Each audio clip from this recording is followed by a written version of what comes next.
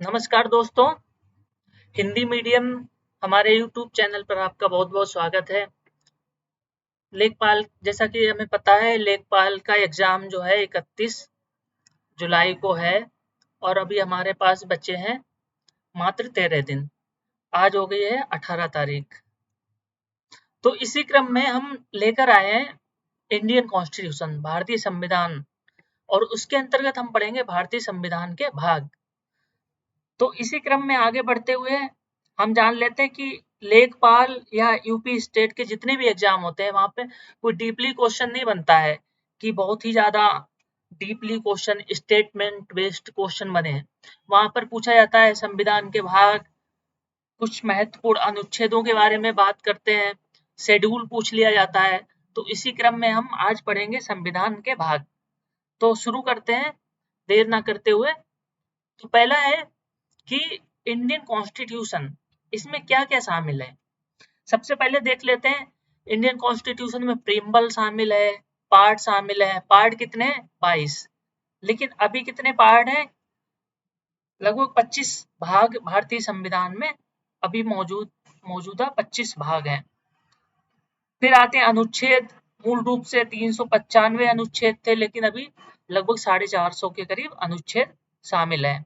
फिर आती हैं अनुसूचियां। अनुसूचियों में मूल रूप से अनुसूचियां 8 हैं लेकिन वर्तमान में अनुसूचियां 12 हैं। अब संशोधन भी शामिल है। तो आवश्यकता पड़ने पर संविधान में समय समय पर संशोधन भी होते रहते हैं। तो इसी क्रम में हम आगे बढ़ते हैं कि जो प्रीम्बल है यानी कि प्रस्तावना है वो संविधान की क्या दर्शाती है? उद्देश्य दर्शाती है। संविधान के उद्देश्य दर्शाती है। और प्रस्तावना को पंडित जवाहरलाल नेहरू द्वारा पेश किया गया था। 13 कब पेश किया गया था? 13 दिसंबर 1946 को संविधान सभा में पेश किया गया था। और ये किस पर आधारित है? उद्देश्य प्रस्ताव पर आधारित है। और 22 जनवरी इसे अपनाया कब गया है? 22 जनवरी 1947 को इसको अपना लिया गया। अब हम बढ़ते हैं भाग की तरफ। तो जैसा कि हमें पता है 25 भाग हैं लेकिन जो नंबरिंग है वो 1 से लेकर 22 तक ही है। तो पहला भाग क्या है? पहले भाग में संघ और उसका राज्य क्षेत्र। संघ और उसका राज्य क्षेत्र, ये अनुच्छेद 1 से लेकर 4 तक है। दूसरे भाग में आती है नागरिकता। नागरिकता की बात करें तो नागरिकता है अनुच्छेद 5 से 11 तक। इसके बाद तीसरा भाग आता है मौलिक अधिकारों से संबंधित है और ये आता है अनुच्छेद 12 से अनुच्छेद 35 तक। समझ में आ रहा है आप लोगों को? तो क्वेश्चन किस तरह से बनता है? पूछ लिया जाता है, बहुत सारे क्वेश्चन पूछ लिए जाते हैं कि मौलिक अधिकार संविधान के किस भाग से संबंधित है, या नागरिकता किस भाग में वर्णित की गई है, या राज्य के नीति निर्देशक सिद्धांत किस भाग में है। तो इसी क्रम में आगे बढ़ते हैं कि जो भाग 4 है उसमें क्या है?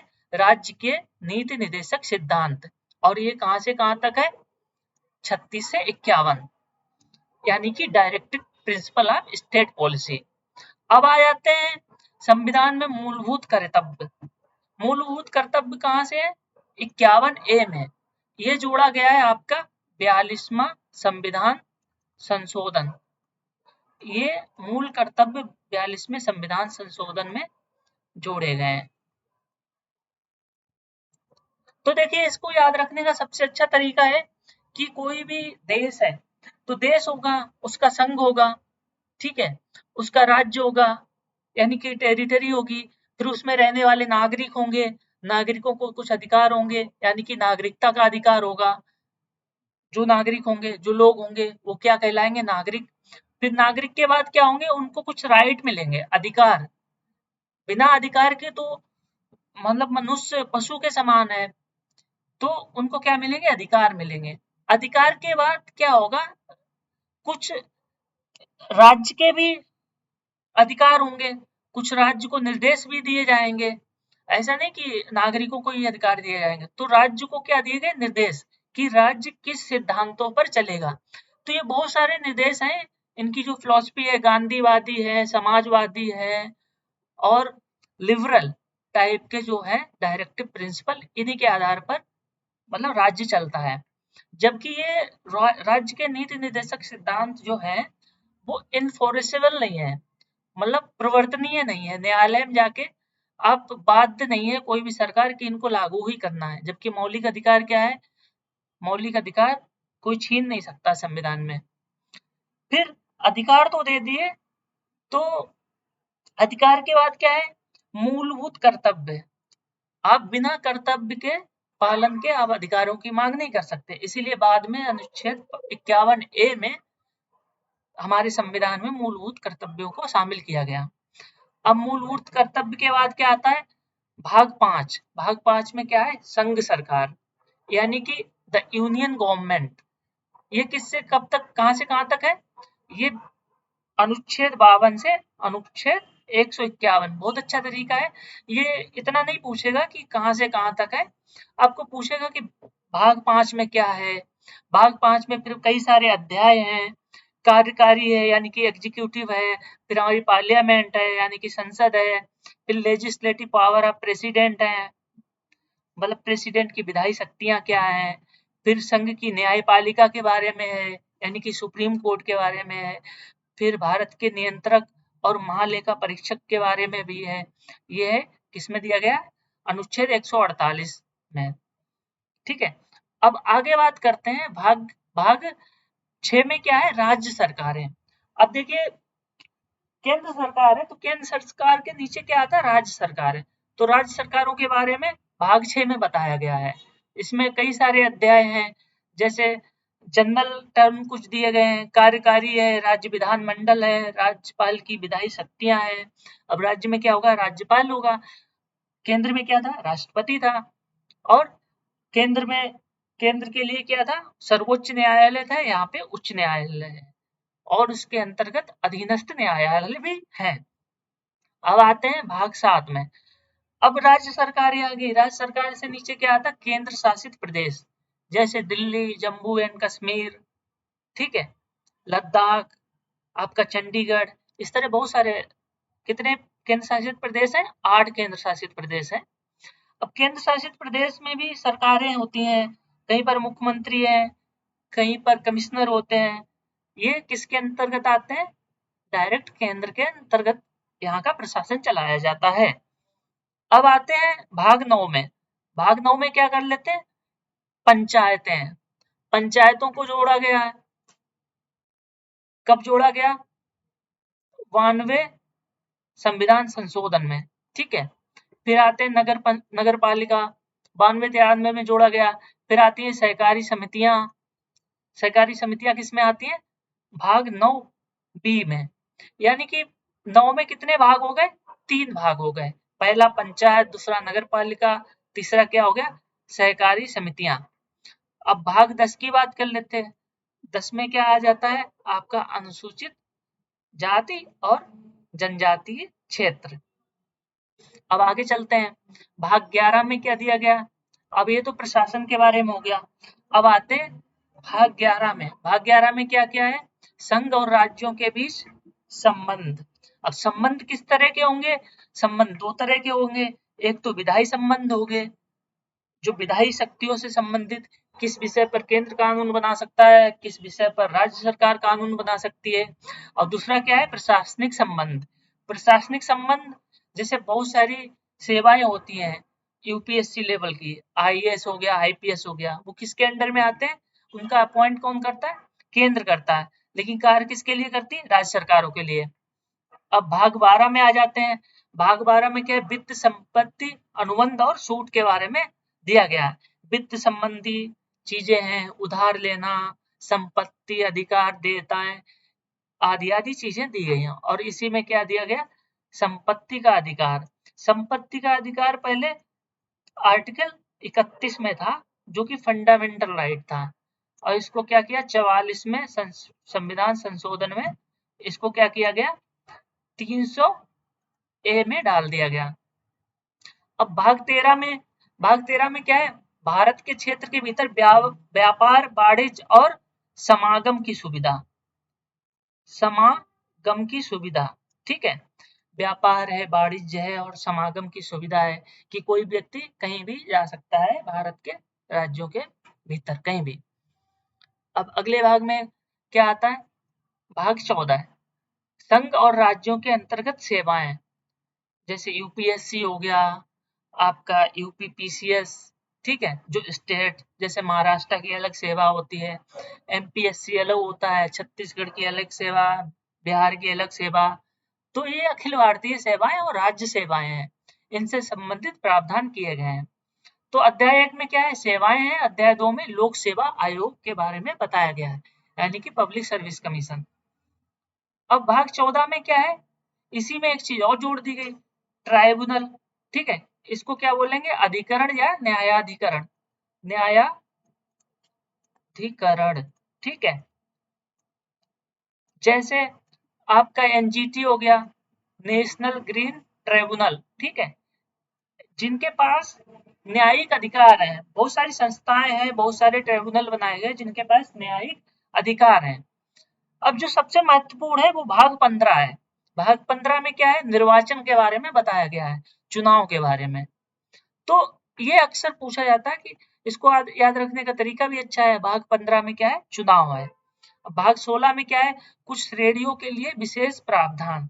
अब देखो चुनाव होंगे तो कहीं ना कहीं रिजर्वेशन होगा, ठीक है, तो चुनाव के बाद क्या आ गया हमारा? रिजर्वेशन टाइप का कुछ श्रेणियों के लिए विशेष प्रावधानों की बात की गई है, किसमें? भाग 16 में।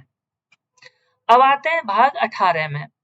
भाग 18 में क्या है? आधिकारिक भाषाएं, वेरी इंपॉर्टेंट, ठीक है। भाषाओं का जिक्र किसमें किया गया? भाग 18 में किया गया कि संघ की भाषा क्या होगी, क्षेत्रीय भाषाएं क्या होंगी, न्यायालय की भाषा क्या होगी, सर्वोच्च न्यायालय की भाषा क्या होगी, ठीक है, ये सारी चीजें दी गई हैं। फिर भाग 18 में क्या है? आपातकालीन प्रावधान है, ये 52 से लेकर 60 तक, ठीक है। 352 में क्या है? राष्ट्रीय आपातकाल है। 56 में क्या है आपका? 56 में क्या है? राज्य, राज्य में जो आपातकाल लगता है, यानी कि राष्ट्रपति शासन, ठीक है। और 60 में क्या है? आपका वित्तीय आपातकाल। अब कुछ चीजें जो रह गई थी वो किस में डाल दी गई? 19 में, विविध, इसको बोलते हैं प्रिकीड भी बोलते हैं, प्रिकीड। बहुत सारी चीजें थी जो इसमें डाल दी गई। अब भाग 20 वेरी इंपॉर्टेंट, ये पूछ लेगा। इसमें क्या है? संविधान का संशोधन, और संविधान का संशोधन किस अनुच्छेद के तहत किया जाता है? 368, अनुच्छेद 368 के तहत संविधान का संशोधन किया जाता है। अब भाग 21 की बात करें तो इसमें अस्थायी संक्रमणकालीन और विशेष प्रावधान दिए गए हैं। और भाग 22 में क्या आता है? लघु शीर्षक, हिंदी में आधिकारिक पाठ, आदि आदि चीजें दी गई हैं। तो अगर नंबरिंग करें तो ये 22 है, ठीक है, 22 है टोटल, ठीक है। लेकिन कुछ भागों के अंदर का खा गा जोड़ दिए गए, जैसे अभी आपको दिखा रहे हैं हम भाग 9, इससे पहले देख लेते, देखिए 14 ए, एक ये जोड़ दिया गया, ठीक है, 14 और 14 ए, ठीक है। दूसरा क्या है? भाग 9 में दो चीजें और जोड़ दी गई, दो भाग और जोड़ दिए गए, 9 ए या 9 बी, ठीक है। तो ये कितने? 3 बढ़ गए, 22 प्लस 3 कितना हो गया? 25। तो इस तरह से भाग कितने हैं? 25, लेकिन उनकी नंबरिंग कहां से कहां तक है? 1 से लेकर 22 तक है, ठीक है। तो ये चीजें हमने समझ ली है आज कि बहुत ही आसान तरीका है याद करने का, सारी चीजें याद रखने की जरूरत नहीं है। यूपी लेखपाल या यूपी ट्रिपल एससी या बीडीओ के एग्जाम में इतना डिटेल में नहीं पूछेगा, जो इम्पोर्टेंट भाग है वही पूछेगा। जैसे पहला पहला दूसरा तीसरा चौथा पांचवा, ये बहुत इंपॉर्टेंट है, इनको याद रख सकते हो आप। इसके बाद एक बार देख लेते हैं, पहले में क्या है? संघ है, उसका राज्य क्षेत्र है। दूसरे में क्या है? नागरिकता है। तीसरे में मौलिक अधिकार है। चौथे में क्या? राज्य के नीति निर्देशक तत्व है, ठीक है। फिर 4 ए में क्या है? मूलभूत कर्तव्य है। 4 में भी एक जोड़ा गया, ठीक है। फिर 5 में क्या है? संघ सरकार है, ठीक है। 6 है, 6 के बाद 7 नहीं है, ध्यान रखिएगा, भाग 7 हटा दिया गया। 7 के बाद डायरेक्ट 8 आता है। 8 में क्या है? केंद्र शासित प्रदेश है। केंद्र शासित प्रदेश हो गया, उसके नीचे क्या आएगा? पंचायतें आएंगी। पंचायतों के बाद कौन सा अधिनियम आया था? नगर पालिकाओं के लिए अधिनियम आया था, नगर पंचायतों का प्रावधान किया गया। फिर अभी रिसेंट में 1-2 साल पहले क्या आया, सहकारी समितियों को भी कानूनी दर्जा दिया गया है, संवैधानिक दर्जा दिया गया है। फिर भाग 10 में क्या है, अनुसूचित जनजातीय और जनजातीय क्षेत्रों के बारे में बताया गया। ठीक है, अब इसमें क्या है, 11 इंपॉर्टेंट नहीं है उतना, 12 भी नहीं है, 13 भी नहीं है। ठीक है, आपका 14 और 15 बहुत इंपॉर्टेंट है। 14 में क्या है, संघ और राज्यों के अंतर्गत सेवाएं हैं, जिसमें अखिल भारतीय सेवाएं हैं और राज्य सेवाएं हैं। फिर 14 में सेवाओं के बाद क्या है, ट्राइब्यूनल भी है, जिनको प्रशासनिक और न्यायिक अधिकार दिए गए हैं। फिर 15 में क्या है, आपका चुनाव है, निर्वाचन है, भारतीय निर्वाचन आयोग है और राज्य निर्वाचन आयोग के बारे में भी बताया गया है। अब एक प्रश्न पूछता हूं आपसे कि जो पंचायतों के चुनाव होते हैं, वो उसकी जिम्मेदारी किसकी होती है? दोस्तों, पंचायतों के चुनाव होते हैं, उसकी जिम्मेदारी होती है राज्य निर्वाचन आयोग की। ठीक है, राज्य निर्वाचन आयोग। राज्य निर्वाचन आयोग की नियुक्ति कौन करता है? राष्ट्रपति करते हैं। ठीक है, और राष्ट्रपति ही इसको इसके पद से हटा सकते हैं। ठीक है, तो आज का हमारा ये वीडियो यहीं पर समाप्त होता है। मिलते हैं अगले वीडियो में। अगले वीडियो में हम लेकर आएंगे भारतीय संविधान के महत्वपूर्ण अनुच्छेद और भारतीय संविधान के इम्पोर्टेंट शेड्यूल। ठीक है, इसी के साथ आज का वीडियो यहीं पर समाप्त होता है। बहुत बहुत धन्यवाद।